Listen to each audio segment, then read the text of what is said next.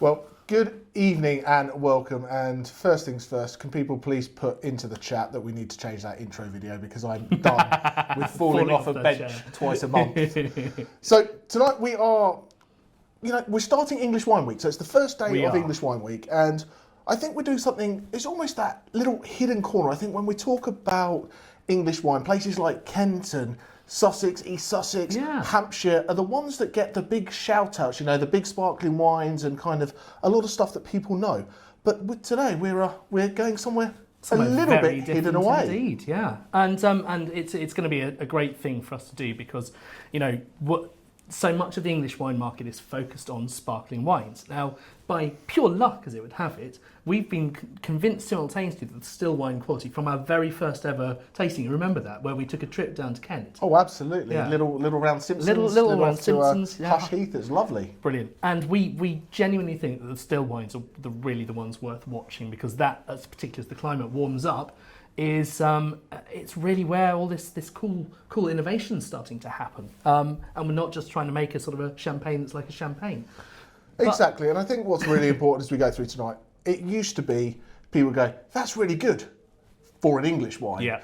And I think the wine in England is now getting to that point that it's just really good wine. And it being English and local is those bonus points to be able to drink local and not having to give it, handicap points just because it's an English wine. I want to welcome Caroline back to the producer's seat. Hooray! Yay! It's so good to have her back. So thank you for popping back and helping us out on that. Snack Chat's back then. Snack Chat is back. Stat Chat. Let us know what you're eating to go with your wines in the chat. That is always a great fun thing to do. So, and don't forget, we've got this taste along thing. So as we go through the wines tonight, you'll be able to pop in your interactive tasting notes, tell people what you're thinking, what kind of flavours you're getting, because why listen to us when you've got the wine in front of you? And also in the why listen to us part of things, yeah, exactly, that's my easy transition there. Whether it's good news, bad news, or indifferent news, we have a chunk of video content today. So a little bit more than normal because we've been able to A, get out and about again, B, had some winemakers talk to us, and we've had some really cool, interesting stuff. So, Alex has been on a little trip. Some of the winemakers who are absolutely fantastic. We did London Wine Fair and met a couple of people there as we selected our wines. And really, really exciting. But I think we're talking a little bit too much, so we should probably get wine number one in the glass. That would be very important. That sounds a great plan. Caroline's kicking the camera as she goes to get her wine. She's a bit excited after, a few weeks away. It's like, oh, wine, go, go, go. I haven't seen her move that quick in a while. Yes, we're going to bully you, so you stay. We are. That's the way to persuade people. Hi to Chris in Oxfordshire, good to see you. And I don't know if anyone can see her in the background. Some people took us up on our offer to come and join us at Tring Winery for a live drink along. So here we are. So wine number one. Very first wine tasting, that's fantastic. Oh, fantastic. Welcome, welcome. So, wine number one from Newhall, the wine estate. Yes, we did!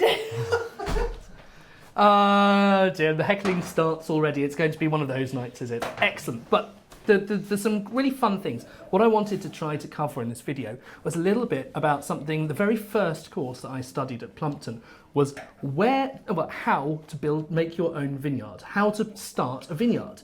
And there's an awful lot of topics involved in that because you only get one chance to plant your vineyard when you've chosen the place for it. You can change the grapes, you can change but you can only choose where it is once. So you've got to get that right. No, absolutely. So, what we've got here, we've got our rosé. It's mainly Pinot Noir, a little bit of Pinot Meunier in there, but relax, sip, drink. This first video is about 14 minutes, so if you drink it all, move on to wine number two. Or a side gin and tonic. Oh yeah, if you fancy. But let's get to the first video. You obviously use the tasting notes and get them in, and when we get back to the studio, we'll have a little chat through the tasting notes, see what you guys have got, and continue through the tasting. So enjoy the video. I would imagine that when you first spotted this tasting on your planner, you were a bit bemused. Was this some tie-up to see the difference between fake tanning and fake tannins? Sorry, that was awful. But it turns out the growth of Essex is one of the most interesting stories that we have found in the world of wine recently. Through my adventures at Plumpton and Jamie's judging English still wines with the IEWA, we spotted a slightly strange phenomenon. Wineries all over the country were producing incredibly high-end still wines, even in tricky years. But when you asked the winemaker where the grapes came from, they used to go a bit sheepish. Clearly, there was a label here they didn't want to wear loud and proud. And it turns out that Essex was England's dirty little wine secret. Despite that, from all across the country, winemakers had been travelling to this tiny little pocket, which just seemed to be doing things that other parts of England couldn't. Now yes, we will accept that the county might have a bit of an image which clashes with the world of high-end wine. You'd probably get a different impression pulling out a bottle of Burgundy to a bottle of Essex at a dinner party. But that is what we're here for, to challenge preconceptions and to expose true excellence. Now England's green and pleasant land is a sweet spot for many crops. It's not too hot, it's not too cold, it's not too wet, too dry, but we rarely get the extreme weather events like tornadoes or droughts or cyclones that much of the rest of the wine world gets. But for grape growing it is a lot more marginal. You see, there are two bands that run all the way around the world, one in the North Hemisphere and one in the South. These both range between 30 and 50 degrees of latitude. Now, if you're in that area, you're seen as a wine place, and well, most of England is quite a long way above that. Chablis in Burgundy, for example, is at the cooler end of the traditional wine region, at a latitude of 48 degrees. Essex, though, is around 51 degrees. Now, while that's a lot less of a difference than to, say, Yorkshire, it does make a difference. But that is only one part of the story. Firstly, global climate change is shifting the average temperatures, meaning you have to go closer to one of the poles to get the cooler weather that you used to get, say, 20 or 30 years ago. The other factor is that the top vineyards in places like Chablis are around 200 metres above sea level. Of course, the higher you get, the cooler you get. So if we want to produce warmer climates in England, we've got to look at putting the grapes lower down. The problem with that is that the lower you go, the bigger the risk there is of frost damage, which is a huge problem here. If you want to avoid frost, you want to be on a slope, so it can drain away somewhere where it doesn't damage your grapes. You can also help by being near a large body of water which acts as a heat source, protecting your slopes.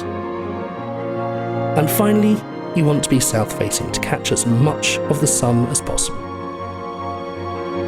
The other big thing to mention in terms of where to put your vineyard is the rain, because the more rain there is, the more chance you have of getting disease in your vineyard, which can destroy your harvest. Grape growers have to spray the crops all year round to protect them if they're under such severe pressure from diseases. So to sum up, if you're going to make great wine in England, you want to be a little bit north of Burgundy to compensate for climate change, you want to be a little bit lower down than Burgundy, you want to be near the sea on a south-facing slope and in a particularly dry part of the country. There are lots of parts of England where some of those things come together, but there is only one place where all of them simultaneously come true. And it turns out that the only way is, you guessed it, Essex. And perhaps best of all, the Crouch Valley. If you are looking for somewhere to plant grapes to make sparkling wine, there are better places. The chalky slopes of southern England on the Downs, Kent, Hampshire, Sussex, they stand out. Here, of course, you don't need to get the grapes as naturally ripe, because in the process of making it go fizz, you add some sugar, and that allows you to hit a desired alcohol level much easier. That secondary fermentation which adds the fizz adds around 1.5% more alcohol to the final wine. But when you're looking for still grapes, it's most definitely East Anglia and Essex that tick all those right boxes. Here in the Crouch Valley we find one of the highest densities of vineyards in the UK spanning along the south-facing slopes down towards the River Crouch. Over the rest of the tasting we'll see how these grapes are getting transported all across the country into some of the coolest wineries and making immensely successful wines, winning prizes in the top wine competitions. But of course, I wanted to see it for myself.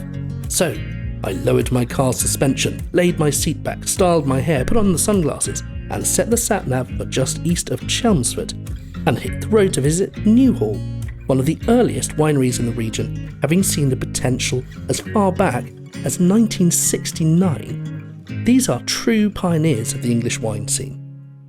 So we're here at Newhall with Rachel and with Steve, and who are the winemaking team here, the senior winemaking team. We have Steve, who's the senior winemaker, Rachel, who's the assistant, is also on the business side of things, the winery management. Mm-hmm. So we're here today to obviously taste the wines that we're going to be trying this tasting, but also just to hear a bit more about Newhall and its rich history since 1969. Obviously, you guys weren't here back in 1969, no. But I mean, what an incredible gamble to take on an area where I don't think anyone else was really doing much around here at the time. I don't think so at the time. No, I think Bill Greenwood back in the day. I think he had an arable farm at the time. I think obviously wanted to do something differently. I think his son Piers was sort of working and training in Germany. And I think at that point, they saw the potential for the area for still wine varietals. And some sparkling as well, the Pinot Noir and Chardonnay.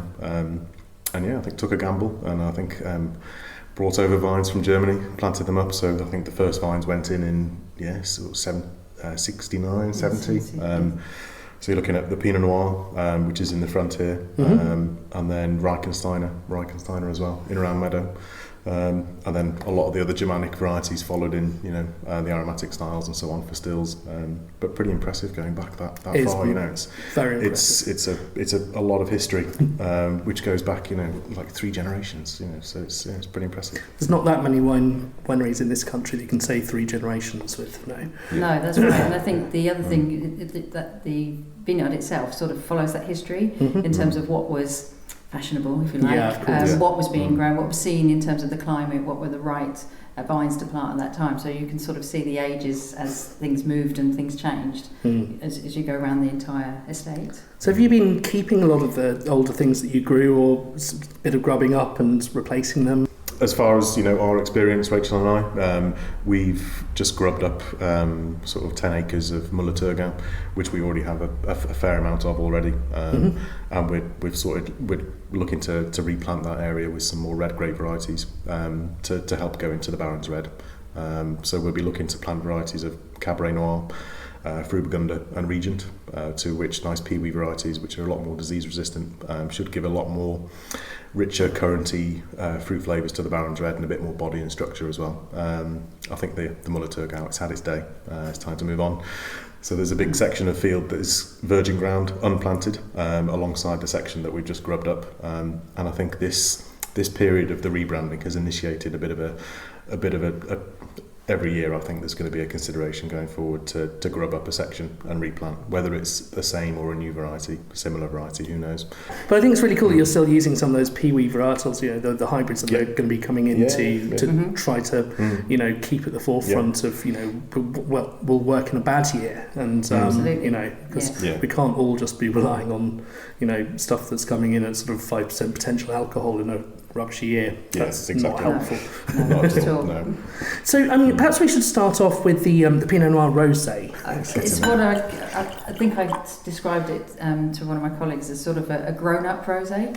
Okay. I say that because I think that it. I don't know. I think that it goes particularly well with food. I think it is a wine that matches very nicely with different foods.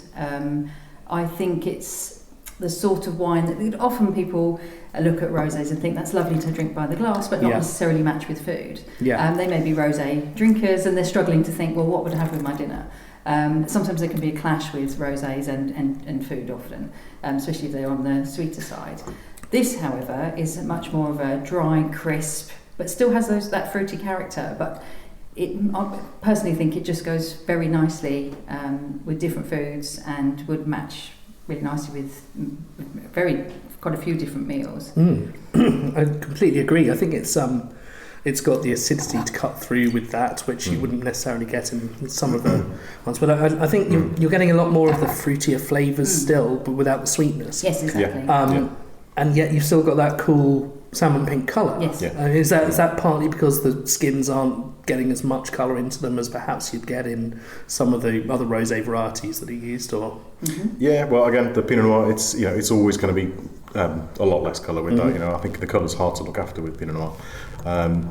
And again, you know, just not too long maceration time. Again, you know, we're pressing off and we're, you know, just fermenting more sort of neutral, and it, you know, it keeps that subtle elegance. It's not a fruit bomb. It's not overly jammy with the fruit at all. But again, you know, I think the Pinot, it's, you know, it's got that salmon pink, borderline sort of Provençal sort of hue to it, which is, it's always going to turn out that way with the Pinot Noir. But yeah, pretty pleased with it. It's, you know, it's come from Leidenfield, which is right towards the back of the estate. It's usually Pinot Noir that's destined for sparkling base wines, for the traditional method fizz that we do. But this year we saw a parcel that was in the winery, and we thought, you know, this is going to be pretty good for the still rosé. We also blended it with sort of just under 15%. I think it was 14% Pinot Meunier from the new Churchill plantation, which does support it a bit more, gives it a bit more structure. I think it's certainly not a really smooth and linear, fruity, easy drinking rosé. It's got that structure and that poise that I think, as Rachel said, you know, lends itself to more of a food friendly wine. Yeah, for sure. And the complexity is really clear on that one. So, what do you think it is about the Crouch Valley and here where we are that makes it such a great place for growing grapes? We don't get a lot of rain. Usually, yeah, touch wood. But yes, absolutely. We don't get a lot of rain, and certainly our estate, we don't get much frost either. So we only have, you know, very small, even in the worst possible year. I'm not here, but I've heard it retrospectively that even in those years we were hardly touched by frost. So certainly on this estate that's beneficial, but my understanding is it's all of the factors coming together. So the weather, the sort of lower rainfall, the lower chances of frost, soil, etc., which makes Essex in general, but specifically Crouch Valley, the perfect place to be growing grapes. Does the frost sort of just drain down towards the sea then, basically, or it's because of the and we do get it, but not in the times when it would be dangerous for the critical quiet. We've obviously got sea breezes that come through from over the back there, and I think that again just moves that frost away or avoids it starting in the first place. So we're very lucky from that instance. Yes. Brilliant. No, that is a cracking wine. I'm sure people are going to love it. Thank you very much, and we'll come back and talk to you a bit later about the red blend. Great. Thank you. Cheers, mate. Cool. Just a few miles away from the vineyards, we find ourselves in Burnham-on-Crouch, and it's painstakingly aware of just how close to the sea we actually are. And you can feel, even on today, the hottest day of the year so far, such a wonderful cooling breeze. The grapes really appreciate that, but they appreciate it more in the winter when it's cold, as it warms them up, believe it or not. It can be very easy to get carried away by the recent success of the English wine industry. It is still immensely marginal in many years. In the last 2 years, for example, we were hit by vicious late frosts, which meant England made far less wine. But this year it is looking exceptional so far, with this period of sunshine coming at just the right time for flowering. This new scientific approach to winemaking, spawned by the likes of Plumpton College, has meant that we are able to ride out the bad years and still make really good wines, even when the going gets tough. Last year alone, there were 130 award-winning wines from England at the International Wine Challenge. And for such a young industry that is literally battling against the elements every year, that is an incredible achievement. So anyway, let's get back to the studio and find out what you think of Newhall's Rosé.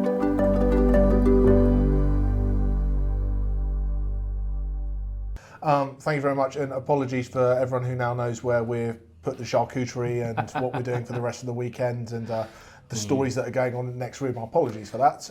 They are having a good party. Yeah, having a very good time. They took us up on our offer to come visit. But anyway, tasting notes as we go. For this, I just think it's a nice, simple, well-made, easy drinking wine. You know, and the tasting notes are there. You know, strawberry, rhubarb, and microphone. A microphone, indeed. But it goes on and on and on. The length of it for a rosé, it's a classy wine, and I just can't quite get my head around the fact that they planted these grapes back in 1970. The intensity of the fruit that must be there now. Now the yields are down. As the vines get older, they just make less and more concentrated fruit, and that leads to something which gives this real thing. And your Meunier just gives it a bit more structure. It's a very grown up rosé, and I really like it. but everyone's probably finished theirs, so... They probably have. So we should probably get on to wine number 2. Because I am very, very excited about this. So we had some for this slot in the tasting, we had some umming and ahhing as to what we should do, where we should be, and we were lucky, and I say lucky, very lucky enough to be able to get hold of some of this, and this being Bacchus. And Bacchus, I think, it's of the non-international grapes. It's probably the wine that pops up for you. So I've got my fingers over the things. As still wine, probably the wine that England does best. People talk about England's Sauvignon Blanc, and it's an aromatic grape variety like that, but it's a very different sort of flavour profile. But I get why you're saying, but it's so often flavours of hedgerow and everything. But there are only 800 bottles made, and you've seen these big wineries. 54. This one that we've got here is bottle 54. It was, you often talk about handmade wines.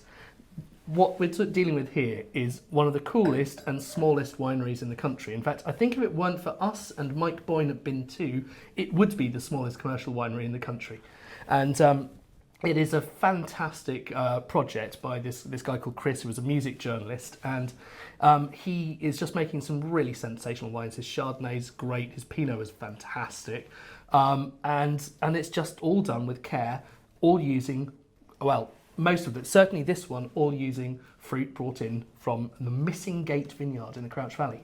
Absolutely, and the joy of having these wines, 800 bottles, is everything can be done with precision and care, and end up with this delightful wine. It's not, I've got to make 150,000 bottles to make my quota. Well, in fact, I mean, we're going to go to a very brief video, but it's a wine that smells and tastes of England. It really is. I couldn't describe it. If ever there was a best sort of match, and you take a wine like this and you have it with some asparagus, it's a great combination. But he has taken, so Chris has taken these 2 batches of the same grapes, and he did one of them in an orange method. So he fermented it in this tiny little tank that he's got in his winery, and then he pressed it in a basket press to make an orange wine.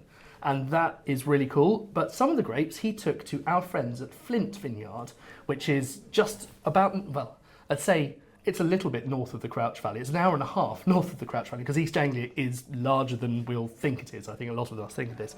But Flint have got this press which presses under nitrogen, so it's completely clean, and you couldn't have 2 more different styles of wine than an orange Bacchus done in rustic equipment and a high-tech pressed Bacchus, but then brought back and put into barrels. Really cool wine. And this was bottled recently, wasn't it? Very recently, very recently, and we're talking days/weeks recently. So it is as fresh as fresh gets. Well, it was, in fact, many of you who are wine people might have heard of Jamie Good, one of the most famous critics. He has a website called Wine&Anorak, and he went down to visit this winery. I think it was 3 days ago. It was certainly within the week. It was the day before we got sent ours. Yes. And so he actually was hand waxing these bottles with Chris down in the basement of this windmill, and that's what we're dealing with. So I think it'd be quite good to go to a nice little video that's just a minute and a half long, shows you what that process looked like. So huge thanks to Jamie Good for letting us show this video.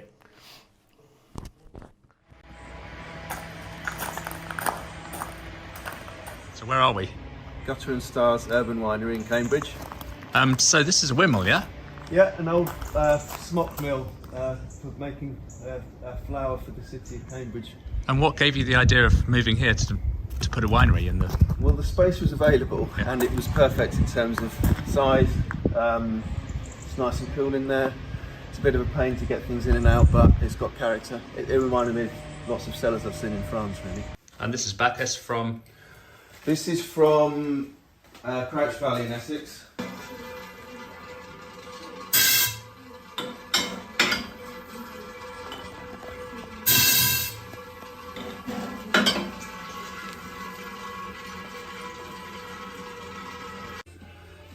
Bottling first, and that sort of just locks in there. And then it's just what sort of wine fluid movement.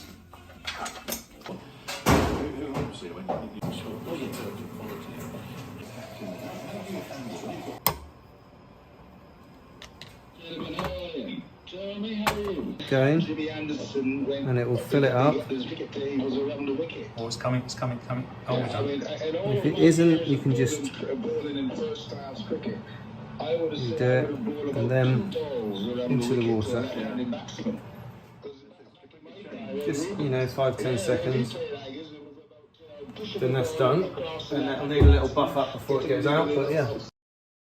That finished faster than we expected it to, but a really cool little insight. That is how a handmade wine can be. And Hand waxed. what I love about that is as well the fact that we have so much of the same equipment in our two little wineries. We have that same corker that we've got, and we've got one of those little plastic eggs that he's got too. Corking bit of equipment. It is a corking bit of equipment. That's a yellow card there, Smith, definitely. But yeah, a bottling line a little bit different. So we've got Kathy in the chat who has her own winery in Argentina with her own bottling line. A little bit different, but still inert gas process. Try to keep the wine as fresh as possible. Really cool and a lovely wine. I absolutely adore that. And I think what's really, really cool about this style is, we're going to taste some other things as we go through. We've got some Chardonnays, we've got some Pinot Noir, we've done a Pinot Noir Rosé. I think Bacchus is, and it was put in there, it tastes like England. This is what I feel is quintessentially English as far as as wine goes. Do you know what I mean? Do we make great Chardonnay? Yes, but there's lots of places that make great Chardonnay. Where else in the world is making great Bacchus? Really? This is cool. I love it. And we've got grapefruit and peach, and Caroline's trying not to laugh at one of them.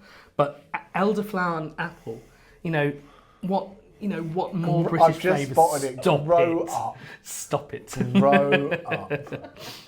You know what? Yeah. Yeah, really, really, really quality wine. And yeah, it's better than it being untrimmed. Yeah. I don't get that. So.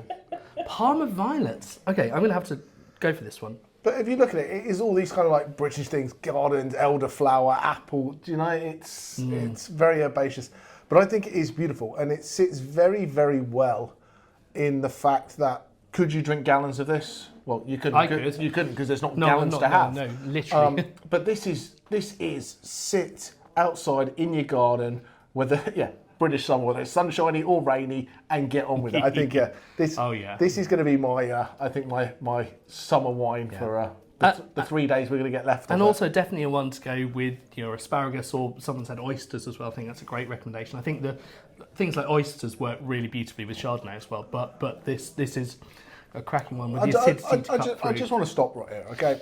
Finn and your tasting notes. Someone's put fab tasting notes ever. I have to disagree. They always cut. Me. I know it was. That's the whole point. It always makes me very disappointed that I don't have that pairing in front of me. It always comes like going, I wish I had oysters now. I get very disappointed when your tasting notes come up. It's quite specific in the oysters as well, isn't it? Exactly. Fantastic. But it was also funny, and just on a personal note, do you know what's really quite fun is that we have out there, we've got a great family who make their own wine at home from their own vines, and they also make country wine like my grandfather did, and my grandfather would make elderflower wine. And this flavour to me just takes me straight back to the beautiful streets of Coventry back in the early 1980s when I was a kid, and the smell of the fermented with the elderflowers, and he'd bring out a bottle. It was great, but to go so far into such a classy wine that still does that, this is great. Really top work, Chris. No, and thank you very much for getting some set. I'm just going to say, and we're going to go over it a little bit at the end when we get to that. We've got the wines on the website, okay? We've got a couple of bottles of bits and pieces. We're very, very small because these wineries are generally quite small production. There's not loads of it. And, there's been this big thing recently of certain people saying cutting out the middleman in wine. So what we've decided, that's new. what we've decided with this is we are going to try and cut out the middleman. If you want to buy an odd bottle with some other stuff from us, do it. But otherwise, if you want a case, go straight to the winery and buy your case of wine from the winery, because then that supports them. The less and I'm doing myself out of a job here, okay? But the less people that have Business 101. yeah, exactly. But the less people that have to touch that bottle of wine in the supply chain, the better quality you're going to get for your money. So when we can, English wine has this, thing that it is generally a little bit more expensive than its peers from around the world sometimes. And that's because it is a lot of small production. Everyone's got to make a little bit of money here. And when you're only making a few thousand bottles, well, if that's Chris difficult. makes 2,000 bottles, do the maths on that, Not this time of night, I can't count that way. That's it. He's got to pay his rent. He's got to pay for the grapes. He's got to pay for all the equipment and the wax. The wax. And, we had ours unwaxed. Yeah, we did. And trimmed, goodness me. This adventurous series, right? Okay, so the next feature the next feature that we're going to go on for is we think that the Crouch Valley is particularly special at growing Chardonnay because you have to get Bacchus can grow in other places in England. There's great stuff going all the way down. Lyme Bay do some great Bacchus done from down their neck of the woods. Tufton Hall make a really good one that we did we were going to have that IEWA tasting last year. Won a gold medal. Really good stuff. If you're looking at the Lyme Bay one, the Bacchus block's fantastic, and then with the Shoreline they blend it with a few other things. That's also brilliant. So, but what to get ripe Chardonnay and Pinot Noir, the Burgundy varietals, varieties. I did it wrong. Burgundy varieties of grapes. You have to go somewhere warm and low and sheltered with the the effects of the sea, like we spoke about in the video. Australia would work, but California here it wants to be there. But we have two different approaches to Chardonnay winemaking here that we're going to do side by side tonight. So, for the Only Way is Essex tasting, we have a Chardonnay from Devon and a Chardonnay from Under a Railway Arch in Battersea. That's the one. So how does that relate to Essex as he's getting poured, Mr. Taylor? Do you know, I can see Mr. Lambert in the chat, so I don't know the exact sort of, or maybe it's secret where the exact grapes come from, but it is 100% Crouch Valley grapes for the Lyme Bay Winery, but it is fermented primarily in stainless steel, versus the Blackbook, which is this small batch kind of funky, cool thing, barrel fermented. So really different effects. And if you ever wanted to say, let's try to sort of separate these things out and see what the effect that just doing something as simple as whether you ferment it in a steel tank or ferment it in a barrel can have.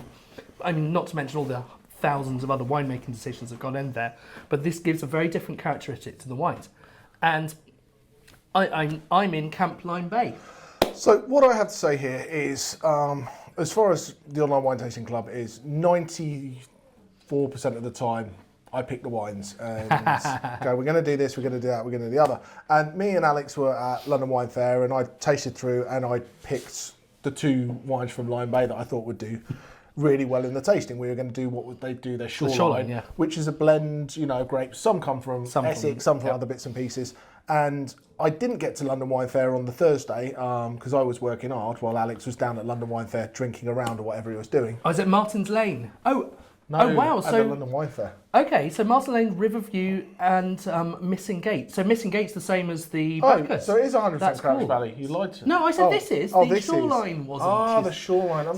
So I said you can't do a wine that's not 100% Crouch End. The only way is Essex. That would be like a bit of the way is Essex. Yeah. Sometimes the way maybe Essex, sometimes part of the not. way is Essex. But that would be a great TV show. It would nail it. So he called me from the London Wine Fair on Thursday going, yeah, you got it wrong. Did you taste the Chardonnay? And I'm like, I must have missed that on my way round. I tasted everything else. He was like, can we do the Chardonnay instead? And it wasn't really a can we, it was kind of, we are doing the Chardonnay instead. Like, I'm literally sat with the guy and I'm changing the order right now as we speak. I don't get to pick too much. But I'm having this one. I love this. So Alex is in Camp Lyme Bay. And when I say I'm not in Camp Lyme, I absolutely love this wine. And this is... don't get me wrong, I love the Blackbook as well. The Blackbook Painful Light, I love this. We've had it at Tring Winery since day one with the 2018 vintage. So if you can, do them side by side because this is fascinating. This is really cool.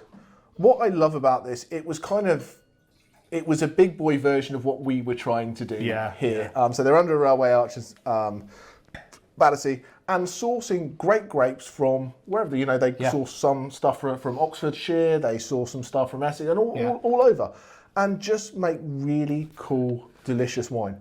But what I think this shows is how, and I'm sure there's some people out there going, I don't like Chardonnay, because there's some of those. But this shows how the same grape from the same place, same region, same vintage, yeah, both 2020. Yeah, I believe yes, so. Yeah. can be vastly different depending on what the winemaker wants to get out. It doesn't mean there's a right or a wrong style. It doesn't mean that this is better and this is worse. It just shows how you can take grapefruit and do what you would like to do with it. And certain people, and one of these wines I think is a much more sit, drink it, hang out with it. And the other one is a little bit more, oh, I must have some food with it. Yeah. But I'm going to stop talking because it's each their own. Yeah. I want to see your guys' tasting notes. And so on what these we've two also things. got with this is James has very kindly put together a little video that talks about how it was made and what he was trying to do with it. And we've also got a behind the scenes tour of the Blackbook Urban Winery underneath the railway arch in Battersea. So should we roll to that? I think we should do that. And while people are doing that, enter your notes into what she found. Great match with Frazzles. But we have had a lot of wines that have been saying they compare with Frazzles. Paso Ramirez Rosé. Paso Ramirez, but yeah, wine 4 with Frazzles for me. But yes. But yeah, let's. By the way, Ian Wareham's note. Both of these on the nose are outrageously good. They are. They say that about us. That's true. Rarely. Really? Wow, rude. Yeah. Anyway, on that note, let's go to a video. Let's go to the video and see you in a bit. Hi, I'm James Lambert, head winemaker and managing director at Lyme Bay. Today we're looking at the 2020 Chardonnay. This wine is from grapes exclusively grown once again in the Crouch Valley in Essex and really demonstrates what an English Chardonnay is capable of. These grapes again are 100% still wine clones, mainly from Burgundy, but we've got an aromatic in there as well. The wine was fermented in mainly stainless steel, but there's a tiny proportion in French oak, about 6% new, and also a further 13% or so in old oak. And what that allowed us to do is to really build complexity, mouthfeel, and obviously pick up really subtle oak as well into the wine. So what you get from this is beautiful green apples and lemon, which you'd expect, but because of the ripeness of the vintage, we're also experiencing some beautiful fruit like apricots, peaches, and some tropical fruit coming through as well, and obviously all underpinned by that lovely subtle oak. It's drinking beautifully now, but this wine will age beautifully for at least the next 5 years. We're really delighted that this wine has already picked up a gold medal at the WineGP Awards, and I think vindicates exactly what we're thinking. It really is expressing what English Chardonnay is truly capable of. Hope you enjoy it.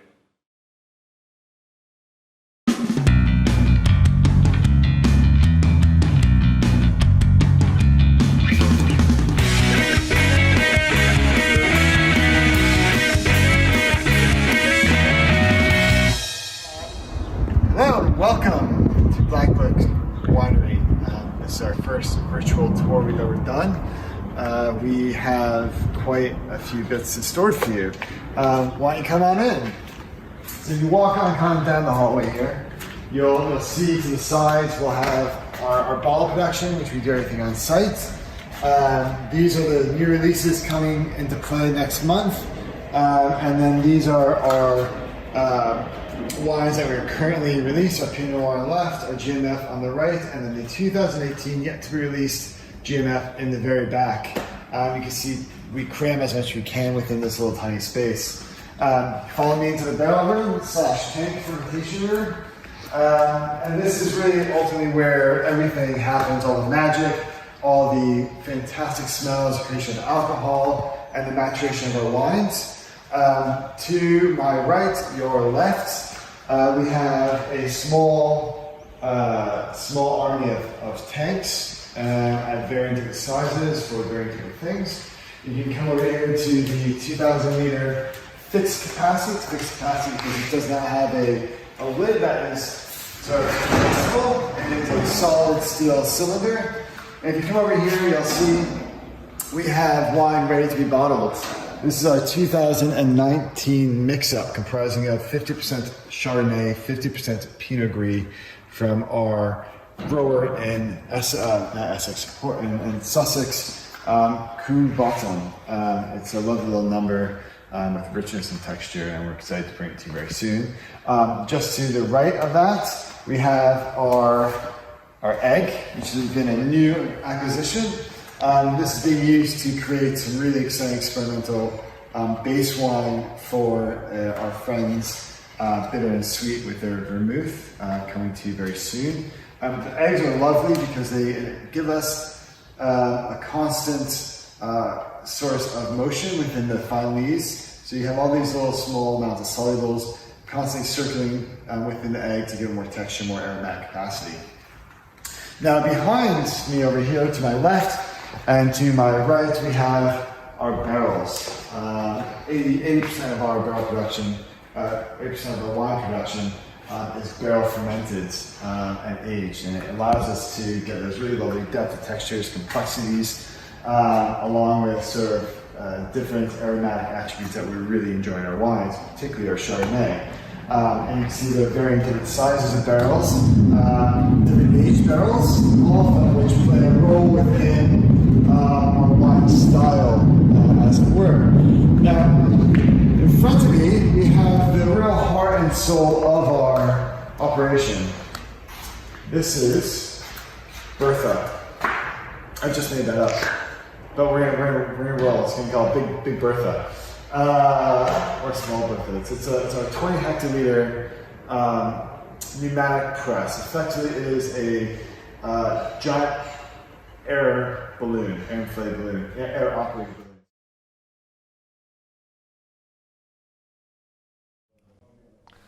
Welcome back. I hope you enjoyed that bit of an insight. I mean, what's brilliant is that these are two different wineries on completely different scales, but with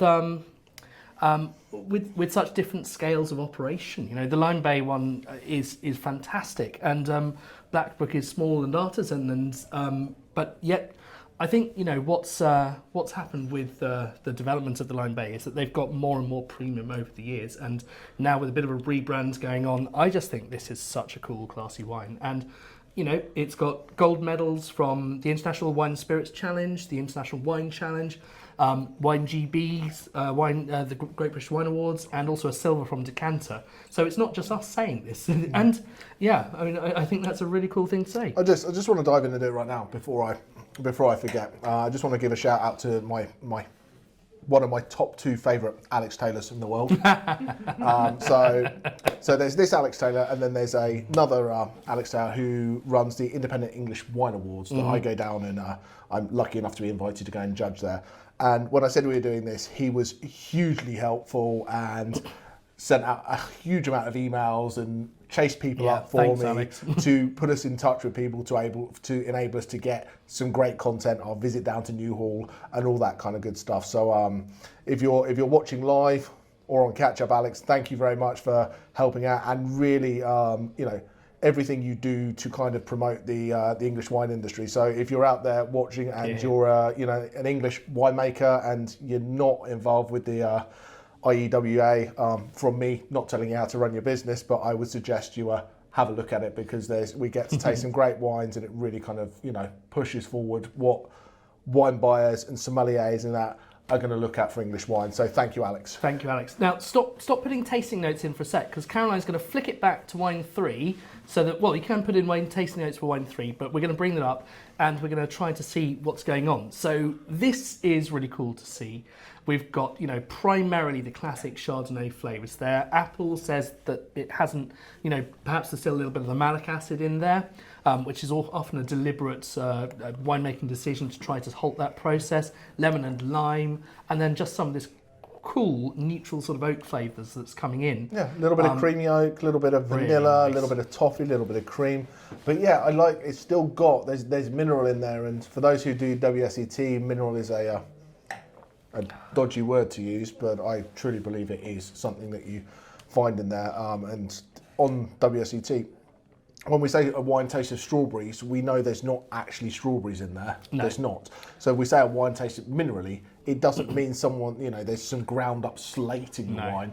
So it's just that feeling of being able to explain the wine, explain what's going on. But with Chardonnay, you so often get people talking about mineral only when it's grown on chalk soils. And the soils in Essex are primarily clay based.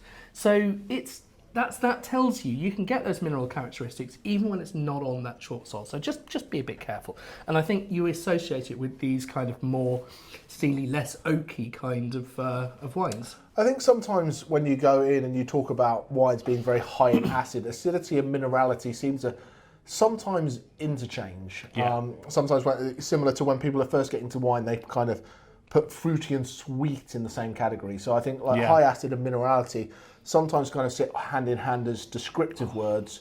Not always both are in there, but there's some really, really good tasting notes in there. What have we got for wine number 4, Caroline? Once again, you look at this. I feel it's a much richer style. You see that oak, that smoke, that top.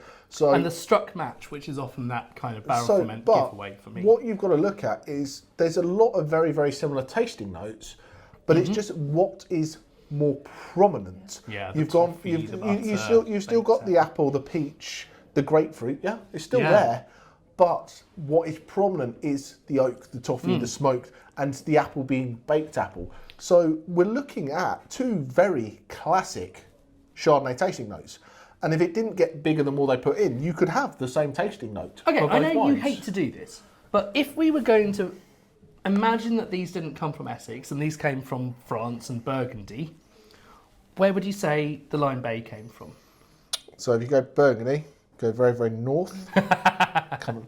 Thank you, very helpful. What part of Burgundy other than North and Essex woods? If you look, I don't want to put it in quality levels by any stretch. I don't want to say this is like Premier Cru-esque or Grand Cru. No.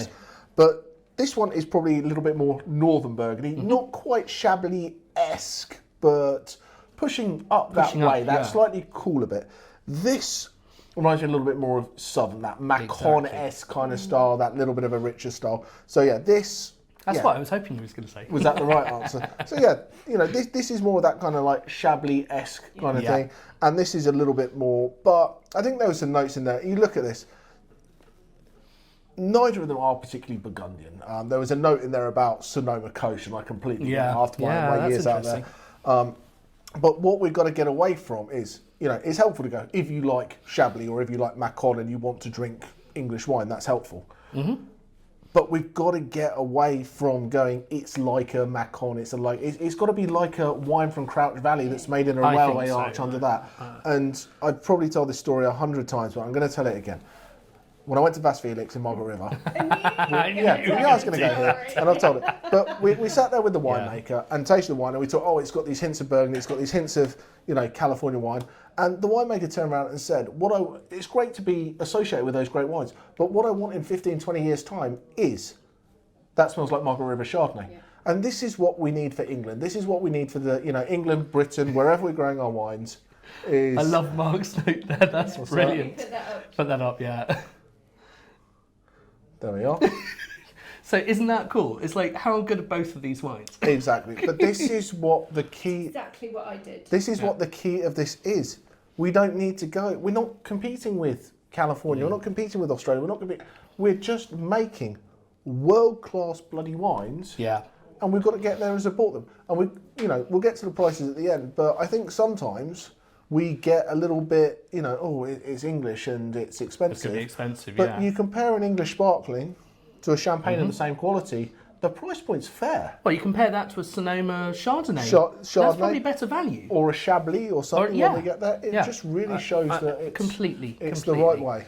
Now, the only way, you could say. The only way, but God, should we go there? Should we do that? Do what? Should we do that? Should we go and do the political thing? What? Are we going to do the wine politics thing? No. We're going to do it because you said everyone be upset. Not that one. Oh, okay. Oh, which one? So this week has seen... You're PDOing it? This week has seen... we're talking about... They want it to be seen as a Margaret River Chardonnay as its own thing. So, why isn't there a Crouch Valley area which is protected and recognised in international law and defines the wines that are grown here? Let's skip over whether they're made here or not, because that's always a bit of a controversial one. But there has been a new, I think the second PDO has been granted, technical stuff, but the law has been given to Sussex to define Sussex as a wine region. And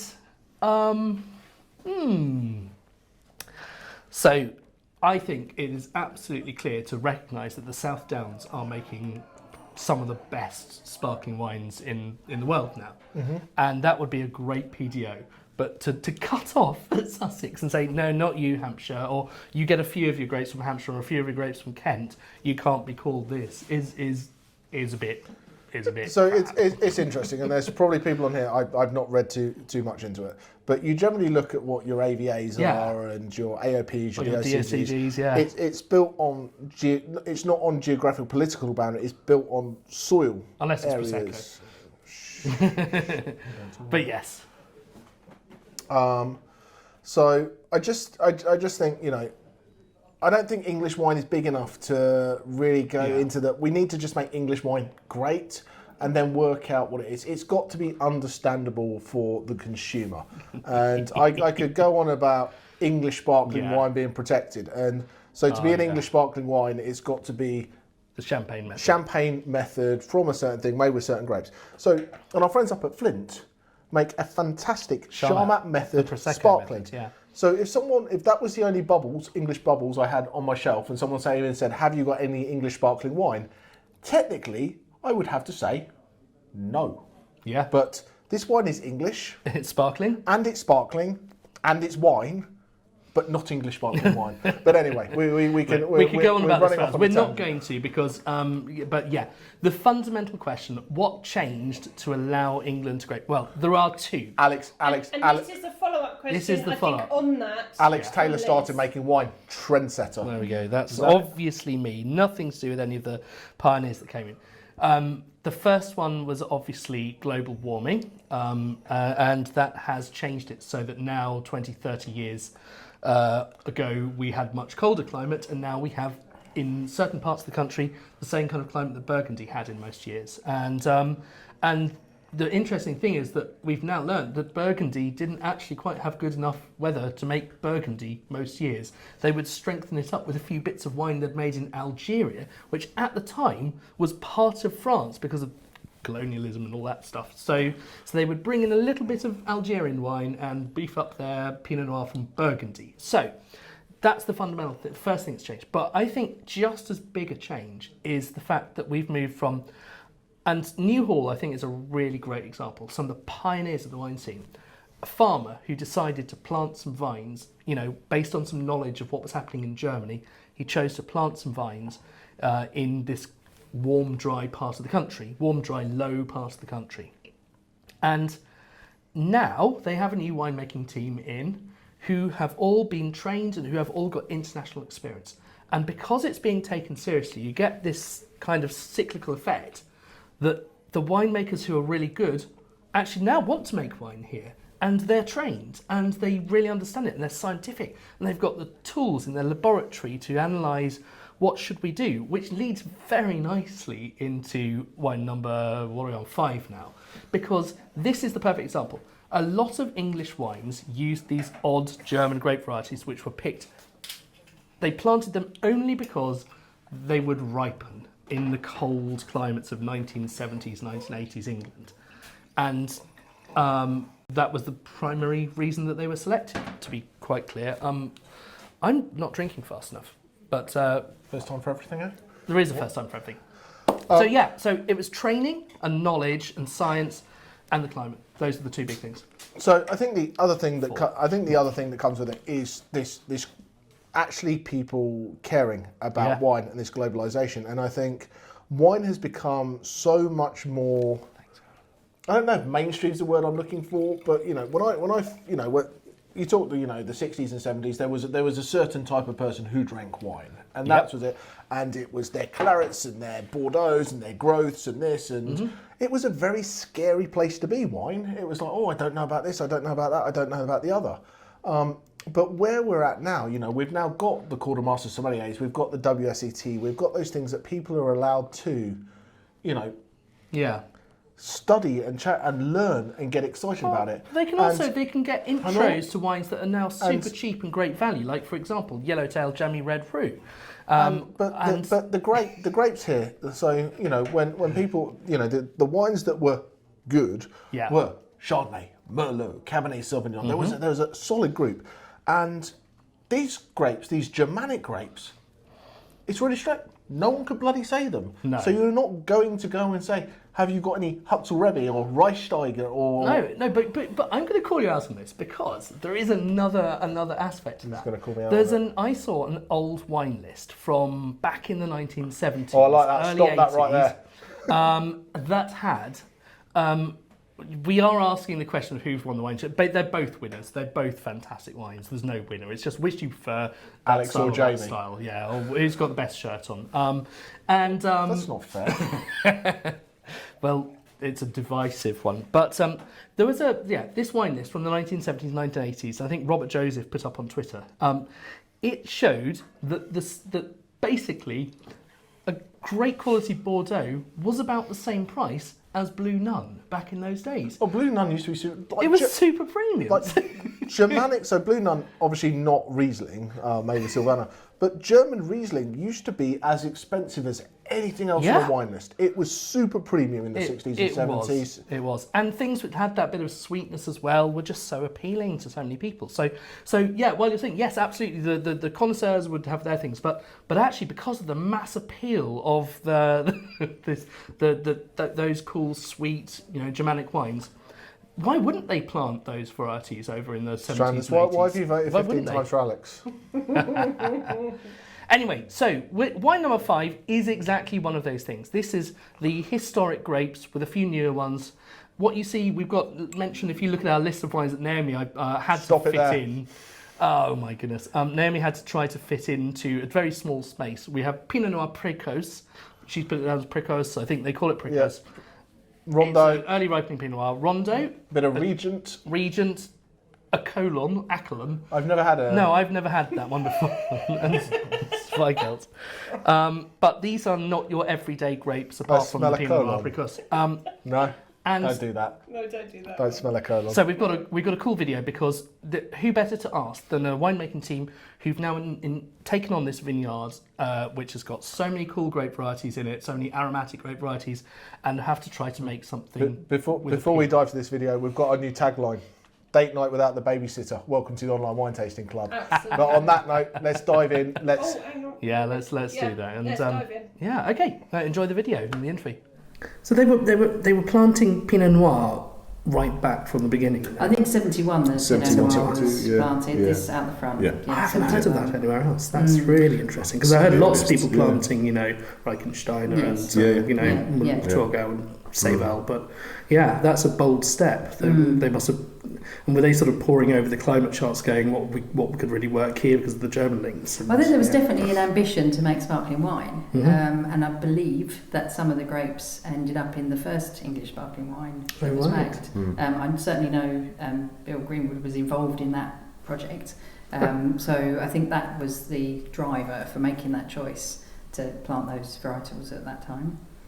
I think the clones that we have on the Pinot Noir, we're not sure what they are, but we're pretty sure that it's like more of a sparkling clone. And we haven't got the fruit intensity that perhaps younger, more applicable clones for still wine have.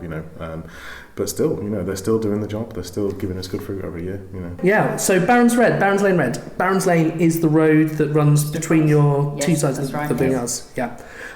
So what's gone into this one? This is a bit more of an interesting esoteric mix of the older styles and the newer styles, and potentially some of what you're planning on doing in the future as well. Yeah, pretty much. So Barons Lane Red, it's usually a blend of Rondo, Regent, Accolon, Zweigelt, and I think there's a tiny bit of Frühburgunder in there as well.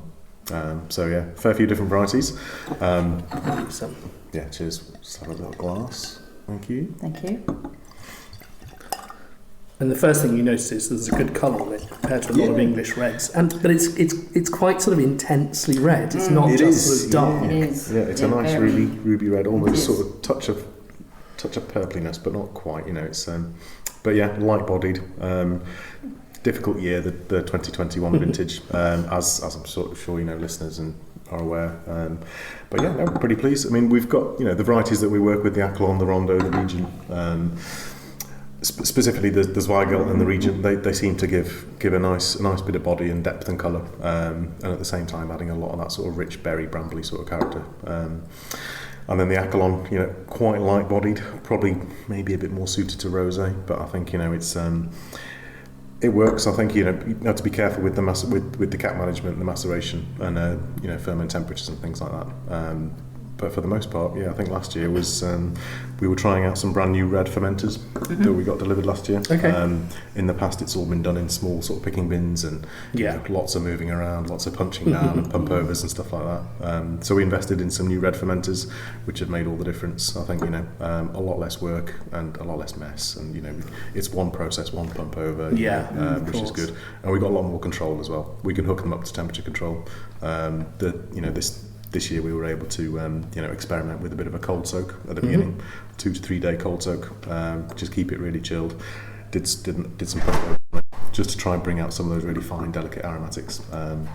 And even then with the maceration, we pulled apart the rollers on our destemmer, so we tried to leave as far as we could anyway, to try and let a lot more sort of the smaller whole berries go through. I was going to say, it feels like there's a bit of whole berry going on there. Yeah. So not much, but I just think, you know, enough to make you notice it. Try to, you know, produce something that's really nice and fruity and soft and really easygoing, something that's nice and fresh and aromatic that is really enjoyable and quite noticeable and, you know, unique. And I think, adding that sort of carbonic style to it, you know, I think it suits the style. You know, it does. I mean, we've talked a bit about, you know, obviously how Beaujolais have sort of tried to use that in the Beaujolais Cruise, particularly just sort of to a controlled degree, but it does seem to suit the cooler climate red wines quite nicely, actually. It does. Yeah. I think this wine does. You pick up the characters. You would say, oh, is that carbonic? Hasn't it? It's got those sort of classic. Like Morgon or something. Yeah, exactly. It's got those, and even the colour. You know, it does look like that. And I think I've said to a few people in the shop, you know, you might want to consider chilling it slightly. That's another way of enjoying it, especially if you're just drinking it by the glass. It's another way. I've certainly done that at home, so you know, I would recommend that as a different way.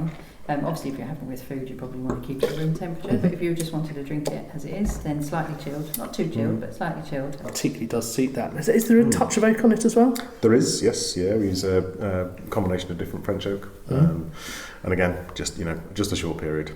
You know, we put some chips on ferment, and then, you know, I think that's usually enough. We do have some barrels as well. So those tannins get a bit more integrated. Yeah, a bit more integration, and again, just to sort of mellow that mouthfeel a bit, you know. And again, you know, trying to initially sort of bind up some astringency if if it's a difficult year, sort of thing. But you do so often get a tiny bit of astringency with some of the, particularly with the like the rondos and things of this world. Yeah, so, absolutely.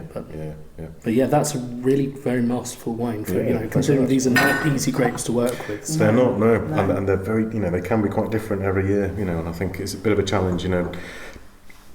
Just thinking like, oh, this is how we make Barons Red every year, and it's the same every year. It's just not going to work like that anymore for us, you know. I think, you know, with the new changes we've made at Newhall over the last couple of years, you know, moving into the more sort of modern, fresher, productive style of winemaking, you know, trying to keep hold of all these aromatics and flavours, improve the longevity and freshness. It ties in with that, you know, again, you know, the investment in equipment in the winery. I can see there's a decent investment in new equipment going on. Absolutely. Lots of new temperature-controlled tanks, a cross-flow filter, which saw in action, lots of things which make your lives just a bit more precise, I suppose. Yes, absolutely. Having more control, you know, and being able to react to the harvest, you know, depending on the fruit parameters, you know, I think it's key, you know.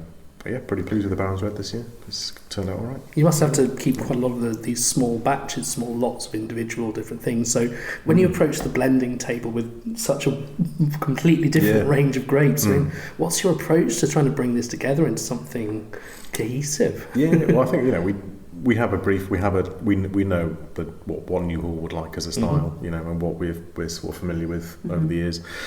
You know, so we've both got a picture in our mind about, you know, what we want to achieve, and again, you know, just trying everything individually. You know, what's everything's strong point, what's something that's perhaps sticking out a little bit that we need to address, and just working from there. Really, you know, in terms of the blending, it's always an exciting time of year. It is, and it's certainly something that you need to keep going back to. You can taste a blend and think, oh yeah, I think that's the one. Another week later, there's something not quite right there. The following week, and so like you said, that's the fun part of winemaking is doing that blend and coming back and quite often we end up saying the same things, which works out quite well, picking out the same characters. One of the other winemakers may have a different view, so it all comes together quite well, I think. And I actually think that's showing really well in the bottle as well. Showing really well, I haven't drunk it out of the bottle for a couple of weeks. I thought, wow. Yeah. And even then, once blending is done, that's certainly not the end of the journey. No. The wines are constantly evolving; they're constantly being assessed. And again, there's always some finishing trials and tweaking and fining and so on. Targeted fining to mellow out the wine. Any other further technical additions later on down the line. Just pre-bottling, and this is all sort of building up to help sort of polish the final product. For sure. How hard do you find it selling a blend like this compared to 100% Pinot Noir? Ooh, that's a tricky question. Well, I mean, we did a 100% Pinot Noir back in 2018, which sold out pretty quickly, and that was really good. We've got the Precoce out this year as well, alongside the Baron's Red again.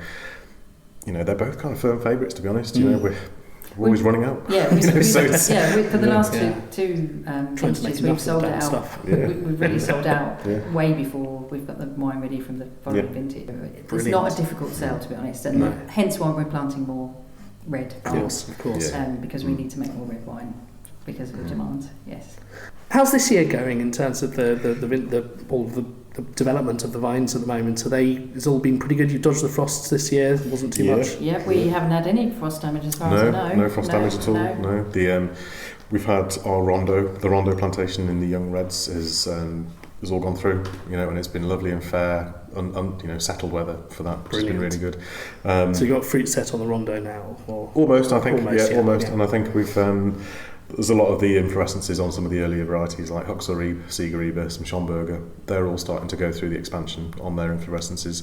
Everything else still maybe a week away, I think, something like that. There's a bit of rain this weekend. But then after that it looks fair. And I think initially, could be a pretty good vintage. There's a lot of inflorescences on those. So do you think you might have to do a green harvest or anything like that? It's possible. It's possible. I suppose it depends on until the summer. Yeah, absolutely. But it's definitely possible. But no, hopeful for good ripeness and acids where they should be. No surprises like last year.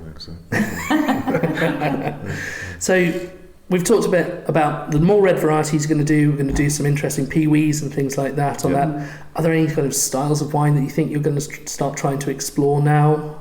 Well, we've been asked to do a Bacchus Fume that will return for release in 2023. Or maybe towards the end of 2023, see how it goes. We do various trials and experiments every year, just to see how different enzymes and yeasts are working together and so on, for example. And, a tiny bit of something super expressive that is really quite punchy, it makes all the difference, And it does allow us to bring in the different pockets of fruit, different varietals that most people don't have, to make an interesting wine that probably no one else can make in the same way. Again, they're kind of we're kind of unique in that respect. We've got these varieties that perhaps are only seen at another one or two vineyards around the country, perhaps. Things like the Siegerriebe, Schomburger, Ortega. So we're working with some varieties that perhaps they don't really get a look in anywhere else, and I think they just get completely forgotten about. And I think the reason why people weren't quite so sort of keen on them is that they weren't getting ripe enough and the winemaking wasn't good enough. Actually treated well, some of these are delicious. So. I think there's been a focus on sparkling, hasn't there, for such a long time now. I think with an area like the Crouch Valley, focusing more on the stills and the aromatics, I think that's going to be our little niche. I think it's really good, and they're a joy to work with. I think working in New Zealand for a while, and all the aromatics over there and so on. It's amazing to see over here what's possible. And to be at the cutting edge of something like that must be really fun. It is. And there's surprises every year. It's different trials. Bring up certain things like, wow, this is amazing. Where's this come from? And that's further contributes to bringing on the styles of the wine. So, fantastic. If people come down to visit your new hall, what can they experience here? What can they do? Well, what we're sitting in now is our tasting room and shop. So the majority of people that come round, we have a self-guided vineyard tour, which is open most of the time. So what most people tend to do is come down, take the vineyard tour map, go off and have a little wander, and then they come in here and taste however many wines they want to taste. Brilliant. A bigger focus has been on the wines. Of course. And it's great to see the evolution of the branding, the winemaking, and frankly, the end result is fantastic. So thank you so much for hosting me, and I look forward to sharing these with everyone at home. Brilliant. Cheers. Thank you. We've got some great tasting notes on the new Hall 5. Go back to adult Ribena. Yeah. Now, no, that's on the next one. It's fascinating because there are these slightly, less common grape varieties that were known, and I love the fact they are going to carry that legacy forward by going for things and trying. Everyone else in the Crouch Valley is just planting Pinot Noir and Chardonnay and Bacchus and Pinot Meunier, a little bit of that. This is cool. This is fun. I love the fact they're going to be planting things like Cabernet Noir, which is nothing to do with Cabernet Sauvignon at all. It's just, let's give it a name that people have kind of heard of to make it feel a little bit less difficult to understand than Rondo or Dornfelder, So what is Cabernet Noir? It's a peewee grape, which means it's grape developed by a specific German institution investigating hybrid grapes that are disease resistant, that ripen early, that can resist the cold weather, can resist the rain that comes in, and don't need to be sprayed. Every time you spray, you have to send a tractor through your entire vineyard. The carbon footprint of that alone. But also, it squashes the soil down. You get soil compaction issues. That kills a lot of the things that are living in it. It stops the oxygen getting to the roots. It's just not good for it. So there are big advantages for going for these things. But also, there's massive advantages for going for a well-known kind of heritage, the thoroughbred grapes like Pinot Noir. The noble grapes. So I think this is delicious. I think it's cool, it's fun, it's drinkable. I think my good friend Ian Wareham is in the chat, and I just want to call him out for his little tasting note. He's come through, he's done WSET with me. You can really see the Zweigelt coming through. Who has ever said that in a wine tasting ever? I can go, I can, there's like 10% Cabernet Sauvignon in the blend, but that little hint of Zweigelt that really brings it all together. So, well done, Ian. That is wonderful, because I'm sure if I hadn't given you the list of grapes, you would have picked up the Zweigelt in there. So congratulations to you. Anyway, really delightful. And the great thing about this is that what they've got at the New Hall thing is that it's a winery where the locals just drop in and buy a couple of bottles of that delicious red, and it's good value. Like, so many English reds can be so expensive. This is a good and value not good. red. And not good as well. I have to say, this tasting, I was not concerned's not the word. Yeah. But I thought we'd probably chuck one red in at the end and get it done to get it done. Yeah, well, especially because the last couple of vintages have been tough, but they've been tough in most of England, but not as tough in the Crouch Valley, because the frost that decimated large parts of the rest of the English wine world. What? That's on the coast. That's exactly that. These guys, you've got that breeze that comes through, and yes, you notice it cooling on a day like today, but it's moderating. It's just we always talk about it. There's more consistency. There's not these spikes, which gives them a nice, the opportunity for a long, mild grape season. They get a little bit of warmth. They do okay, and that's fine.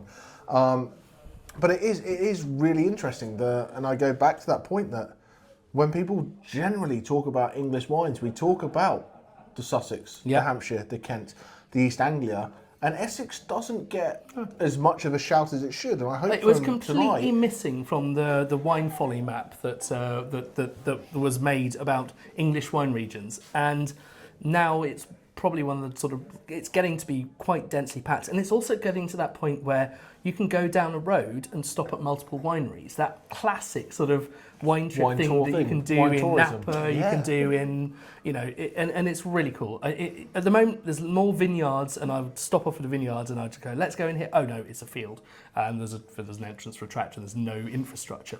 But it is definitely, a really cool place, and I'm delighted. This might be our first person to ever get barred from the chat, Ian Wareham.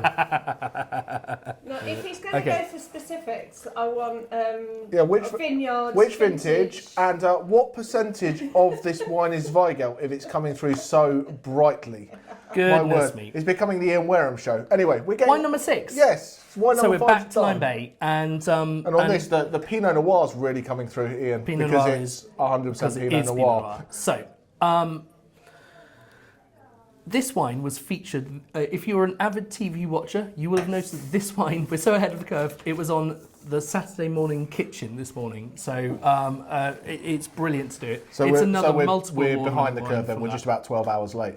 Do you know what? I've missed something as well on the I've got to go back to the Blackbook Chardonnay very, very briefly, he's going all the way back to wine 4 here, everybody. A lot of people in wineries have de-stemmers. That takes the grapes off the stems, and it's a machine that flings them around in this barrel full of holes, and the grapes kind of go out the holes and the stems go out the other end. Blackbook, when they de-stem their wine, they have a bit of chicken wire and a bucket, and they kind of rub it over the top of the chicken wire, and the berries fall through. It's amazing. And yet... Oh, kind of like how you take like rosemary off the stem. Exactly, yeah. It's that process. Cool. That is handmade. That's handmade. But...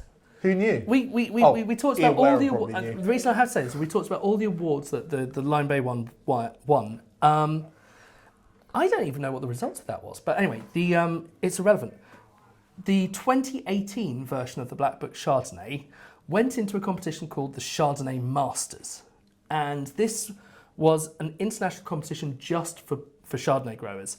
And they judged, all of Burgundy and South Africa and Sonoma Coast and Napa and Australia and Margaret River and everywhere that grows Sonoma.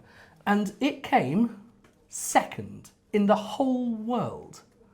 That's quite a good showing for a wine grown in Essex and made under a railway arch. Because number 2 in the world. Correct me if I'm wrong. There's a few people make Chardonnay. Quite a lot. What couple? So Sergio and Lindsay Varillo, amazing winemakers, and it's brilliant story. But we're back to Lyme Bay, and this is another multi-award winning, fantastic Pinot Noir. And I think 2020 was a tough year for a lot of people. Frosts came about sort of... What, just in general or for wine? It was a tough year for actually everybody. Yeah. Everyone in the world, it was a crap year. But particularly winemakers who, were kind of told you've got to stay at home and also have to make their products. But we're just... Mark's very, very disappointed. No wineries, and no workers that could... He's got a sign now. So what's your super fear? No, immensely tough growers. A lot of the people... so Chris, really sorry. Welcome to the club. You are meant to drink through, and then Alex remembers something that he was meant to say, and he randomly badges on about it. Yeah. So yes, so let's go away from wine number 4, and let's get back to wine number 6, because we don't want to scare people away with our badgeriness. 2020, tough year for everyone, and in particular...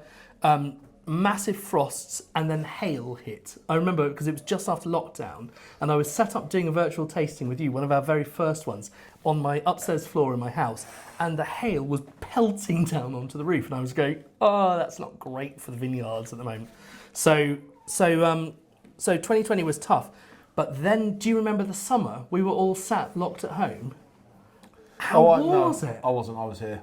Well, he was here and delivering wine to everybody, but everyone else was in the garden drinking wine, apparently. It was beautiful. So this was a cracking vintage. Essential employee, I was. You were. This was a cracking year for making wine, and the grapes got super, super ripe. There just weren't as many of them. It was hard to get them, but the ones that were there were brilliant. Yeah, and there was also the problem that it was difficult to get harvest because they couldn't just get people to come and pick the grapes. They had to get what vineyard they could of. Tough thing. Yeah. Vineyard workers was a bit null and void. So 2018 was fantastic for reds across the board. 2019 was great as well, but not very much either. 2019 to was... be fair, red in general, there's never really very much. The big challenge with 2019 was okay, and then it rained during vintage. But what we're seeing now, and you know more about planting and stuff from your days at Plumpton, what we're starting to see now is most of the Pinot Noir that started getting was the Champagne clones. People were planting for making sparkling. Mm-hmm. Now we're starting to see people plant Chardonnay and Pinot Noir as Burgundy clones. Yeah. So they're going after making still wines, not, if I get a particularly good year, I could make some red. Yeah. They're actually planting to make red wine and great Chardonnays, rather than just going after, these high acid because they can pick them early because they'll make them into great sparklings. And it's really, really good. But 2020 relied on volunteers. If anyone was allowed out and about. Yeah. I mean, I think across Europe sort of was came massive. in that in this country. It sort of came in that gap. We got to drink Tring Winery wine in 2020. Yes, I know, but that was that was made back in 2019, or even 2018, some of it. But yes. Yeah, can everyone send Alex a strongly worded email, tell him Make to some bloody wine. sort some wine out for Tring Winery? Yeah. Okay. All right. That's fine.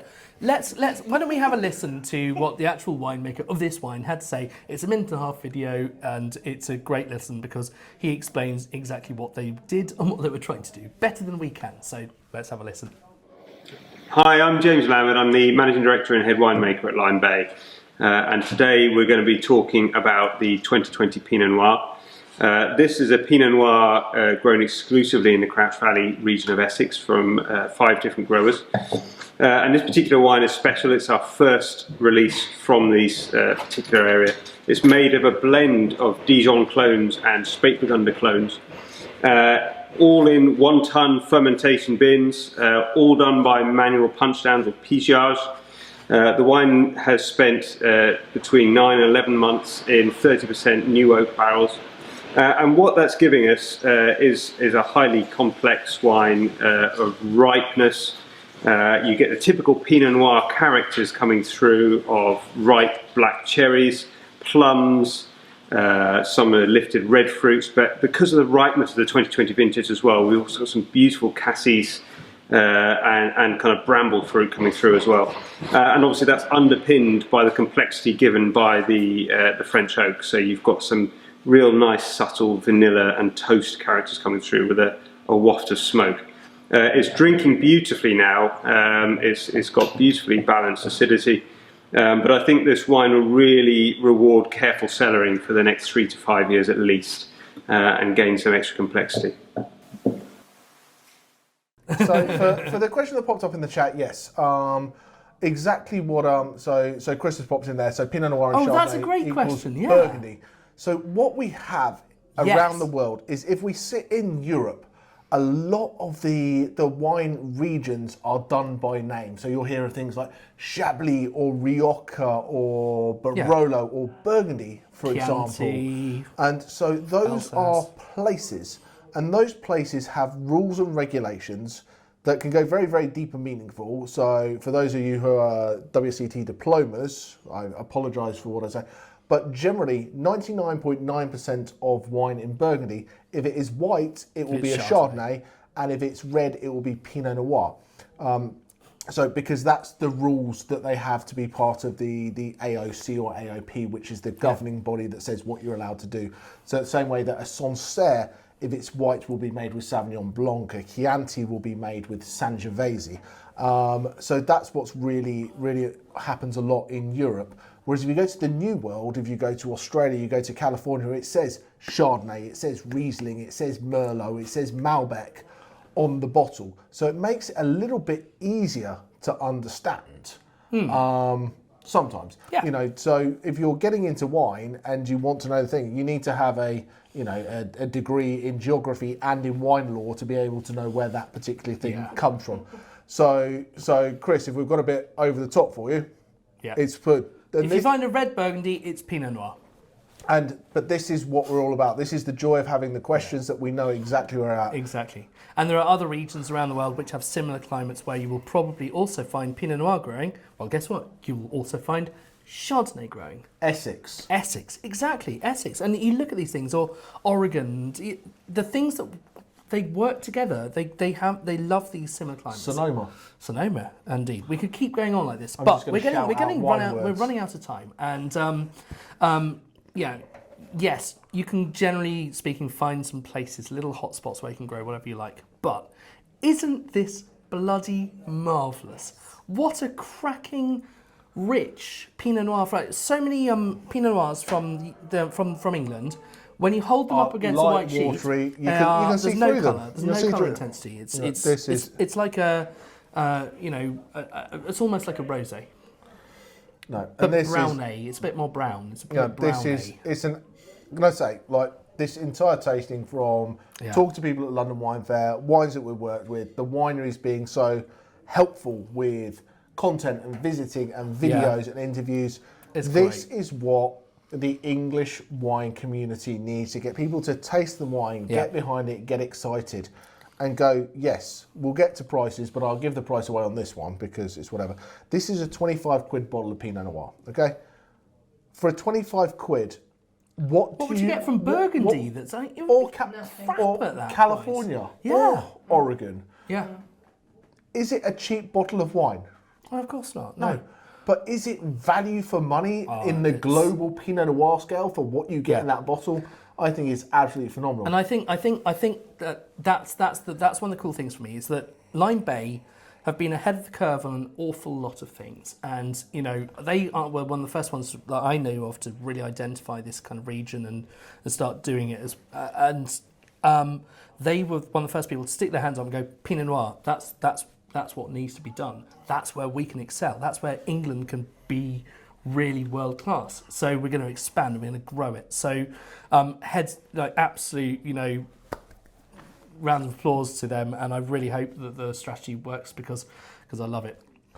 Absolutely. So where are we at? Are we at time for a little vote for wine of the night? I think we should be vote for wine of the night. Yeah, let's move it on to that. So, and this is subjective. This is stupid. When we have wine of the night, because I think we have 6 absolutely world-class wines that could sit in any tasting across the planet, and to be all from a region that doesn't get as much love as it should. If you go into OBS, could we have the map? Because we didn't do the map, and we should have done the map. We can also do a couple of things. So where Essex is. The map, and then So that river in the middle of that is what we're talking about. Oh, you going to Mike Wazowski me, you swine. You can make it bigger and you can do both of us if you like. But, no. It's fine. All right, but don't get the badger away. Oh, not the badger. All right. Okay, the badger stays, but you're going to do both our heads. Okay. Oh, no, I've got to go the other way. Anyway, so it is that little valley. This is a tiny part of our country, and it is the north bank of that river, basically from, was it Burnham on Crouch? That's the little sort of, I can't do it. Burnham on Peter Crouch. Yeah, so... I'm going to have more of this, sorry. Yeah, I'm going to do the same. Queue us up. Terrorize is finished already. So. No, you can have more when you stop talking. Do you see there's a road that runs just east to west, along just north of the river in the middle of the map? That... Anyone watching on an iPhone has no chance. On either side of that, you have vineyards. And then you can go a bit further up, all the way up to Danbury. There's a big vineyard project, Danbury Ridge, really cool, very expensive, super premium stuff. Quite groundbreaking. We'll talk about them later if they'll ever talk to us. But Karen's going to make it even bigger. That's very exciting. So Return of the map. So Burnham on Crouch, you follow it sort of northwest up, and then it goes along that way because everything is due north-south. It's south-facing vineyards, and that is spot on. It's perfect for what you need.